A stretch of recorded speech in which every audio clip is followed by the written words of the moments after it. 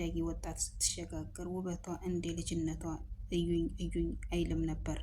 ሳራ በአንጻሩ አፍንጫዋ ጎራዳ፣ ፀጉሯ ገባ ያለ ከመሆኑ አልፎ ከርዳዳና ከለሯ የቀይ ዳማ የማይሉት ወደ ነጭነት ያደላ ነበር። በዚህም ሁሌም ቢሆን ከቆንጆዋ ትምህርት ቤት ጓደኛዋ ቤቲ ጋር ስትሆን ብዙ ተማሪዎች ሙድ ይይዙባት ነበር። ሳራ በራሷ የምትተማመን ሴት ናት። ሰባተኛ ክፍልን ተፈትነው ክረምት ሲገባ ሳራ ደስታዋ ወደር አልነበረውም። ከቤት ለመውጣት ምክንያቷ ትምህርት ስለነበረ ትምህርት አለመኖሩ ለሷ ትልቅ ደስታ ነው።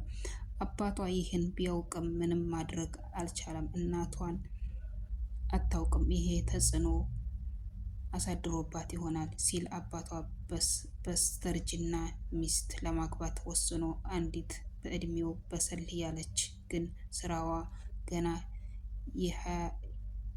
የሀያ ቤቶችን መጀመሪያ ላይ ያለች ልጃገረድ የምትመስል ሴት አመጣ። መጀመሪያ ያያቻት ቀን ሳራ ደስ አላላትም። ቢሆንም ግን አባቷን ስለምታከብር በይሁንታ ተቀበለች።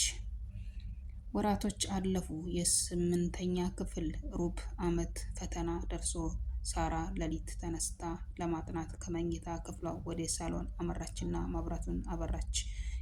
ይሄኔ ያየችውን ማመን አልቻለችም። አባቷ በደም ተነክሮ መሀል ወለሉ ላይ ተዘርሯል። የእንጀራ እናቷ ማርታ አፏ ታፍኖ ከበሩ ስር ካለው አጋዳሚ ላይ ታስራለች። ሳራ መጮህ ጠፋባት። ድንጋጤ ጭር ካለው ሌሊት ጋር ተደምሮ በፍርሃት ራደች። አባ ብላ ልትቀሰቅሰው ሞከረች። ግን ያለ እናት ያሳደጋት አባቷ ላይመለስ እስከ ወዲያኛው አሸልቧል። ሳራ የአባቷ ገዳዮች ሌቦች እንደሆኑ ፖሊስ መረመርኩ ሲል አሳወቃት። ውስጧ ግን አንድ ነገር ይላታል እንጂ እናትሽ ማርታ እንዴት ተረፈች? ስለምንስ ይህ ሁሉ ሲፈጸም ድምፅ አልሰማሁም? ቤት ውስጥም የጠፋ አንድም ንብረት የለም። ይህ ሁሉ ፍች አልባ እንቆቅልሽ በሳራ አይምሮ ውስጥ ይመላለሳል። የአባቷ አልፎ ትምህርቷን ቀጠለች። የእንጀራ እናቷ ማርታም እንደ እናት ሆኜ አስተምራለሁ ስትል ቃል ገብታ ኑሮ ቀጠለ። ሳራ ህልሟ አንድ ሆነ። ተምራ ስትጨርስ የተበዳዮች ጠበቃ መሆን፣ ህግ አጥንቶ ወንጀለኛን ፈልፍሎ ለህግ ማቅረብ። ይህ በእንዲህ እንዳለ አንድ ሐሙስ ቀን እሷና ቆንጆዋ ጓደኛዋ ቤቲ ወደ ቤት እያመሩ ሳለ የግቢው ቆንጆና ቀለሟ ተማሪ ቤቲን ለመጀንጀን ወደ እነሱ ተጠግቶ ሰላምታ ሰጣቸውና ተቀላቀለው። ሶስቱም ስለ ትምህርት ሲያነሱ እና ስለ ወደፊት እቅዳቸው ሲናገሩ በመሃል ቀልድ ቢጤ ጣል ሲያደርጉ ሰፈራቸው ደረሱ። መለያየት ግድ ሆነና ወደየቤታቸው ሄዱ። በሁለተኛውም ቀን አንድ ላይ ሄዱ። ከዛማ ሶስቱም ጥሩ ጓደኛሞች ለመሆን በቁ። ይህ በዚህ ብቻ አላበቃም።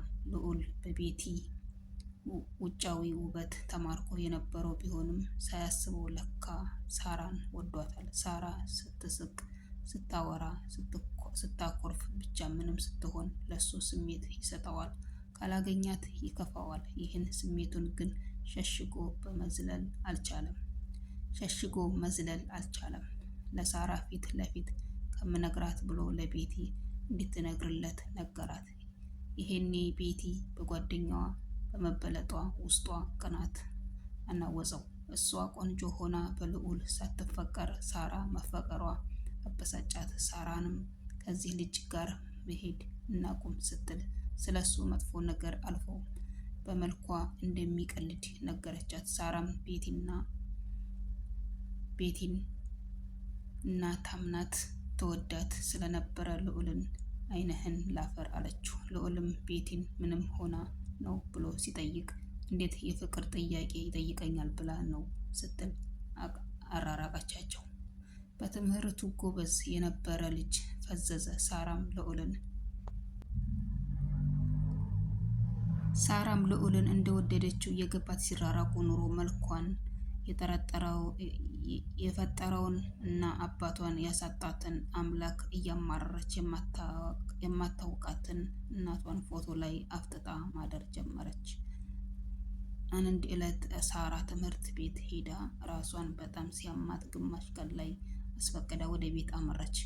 ውጭው በር በሰራተኛ ተከፍቶላት ገብታ በረንዳ ላይ ጫማዋን ስታወልቅ ቤት ውስጥ ብዙ ሰው እንዳለ ተረዳች። ይሄኔ ድንገት አንድ እረፍት ነገር ጆሮዋ ውስጥ ጥልቅ አለ። እሷንም እንደ አባቷ ቀብረን በነፃነት እንኖራለን። ካካካ ረጅም ሳቅ።